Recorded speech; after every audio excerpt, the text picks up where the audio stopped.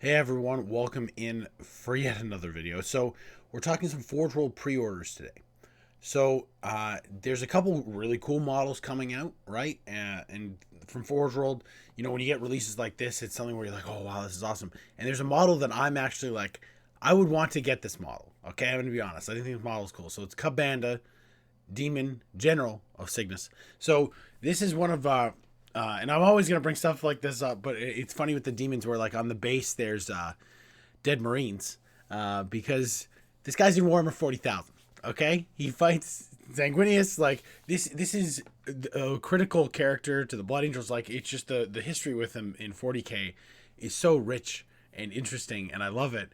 And then in Age of Sigmar, he's a lieutenant of Archaon. End quote. That's it. Like, I just don't understand why everything has to be everything all the time with the demons. I'll never understand. But that's a side note. I got distracted there. Um, so back to the strictly the model. So I would love to paint this up. Right. This is such a cool model. It's huge. I like. You could do such a good job on this. There's that article that was just brought out with various artists painting this model, and I didn't know it came with a helmet. They showed off the helmet, and I was like, oh, this is nuts. But again, with this, it's like, okay, well, so it's a Forge World model, and I know some of the people are kind of newer to the channel, and maybe you haven't even been on the Forge World website. Maybe you're popping onto the channel and just, you're new to Warhammer in general, and just kind of, listen to the commentary, each week and figure out what's going on. But the two things that went up for order were this, and then for Necromunda, right? There is the Exo Driller, right? So one of the squat models, and I'm guessing this is, I haven't really been following the squats. I'm gonna kind of get back on top of that and make sure that I know what's going on with them.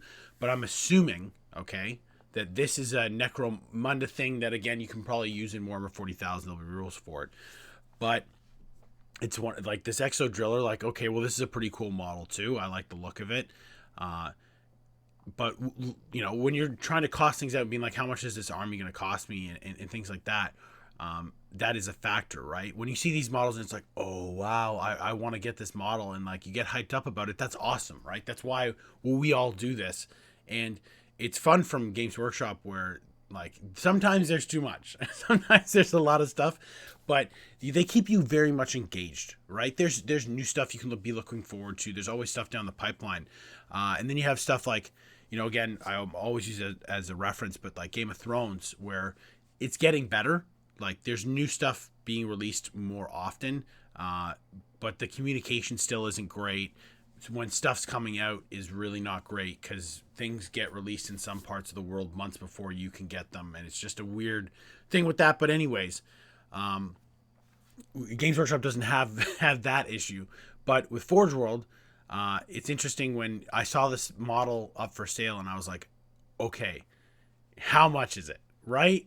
How much is this model? So I've got it loaded up here. So this is $410, right? Like it's pretty intense. And I'm hoping, like, I made a lot of Forge World videos, and I hope that Forge World has changed the resin. I haven't bought anything from them in so long, just because of the experiences that I had with it.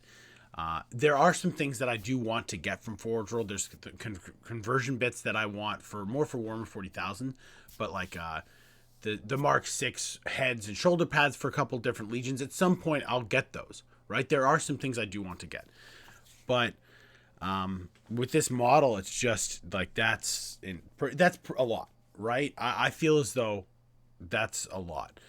It's on par. I was thinking kind of $350 for this, so it's slightly higher than what I was guessing.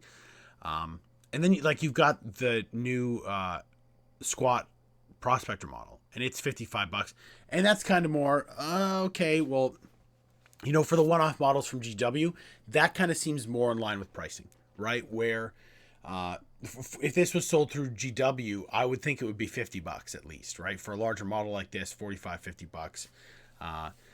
So it's interesting to see the price scheming of it, where it's just with this, like for people who can grab this model, it's going to be a joy to paint, and then to see in your display case and to play with it. It's such a wildly cool model. I think it's one of the coolest things Forge World's put out in a really long time.